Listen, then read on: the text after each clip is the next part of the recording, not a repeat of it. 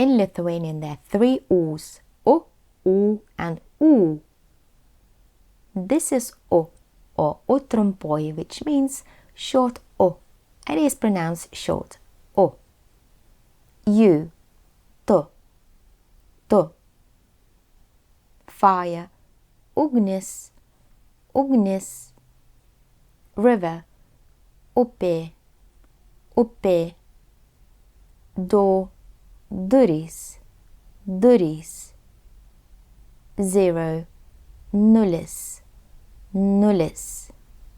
Sugar, cukrus, cukrus. University. This is a good word because it contains all vowels we've learned so far. See if you can get it right. Universitetas, universitetas. And this is U ilgoje, which means long U. It is pronounced long U. Height, ūgis, ūgis. Farm, ūkis, ūkis. Son, sūnus, sūnus. Cheese, sūris, sūris. Baby, kūdikis, kūdikis. Windmill, malūnas, malūnas. Parrot, papūga, papūga. A popular dish is dumplings, koldūnai, koldūnai.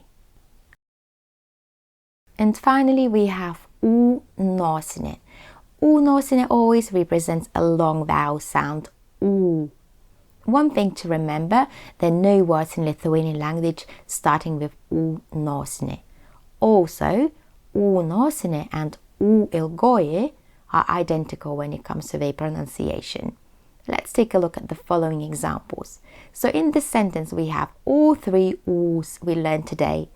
Do you have dumplings? Ar turite koldūnų? Ar turite koldūnų? The next one. I want ice cream. Noriu ledų. Noriu ledų. So that's all for today. I hope you enjoyed this video and practicing Lithuanian vowels. If you're interested in more videos like this, you'll find the links in the description below. Ačiū ir iki.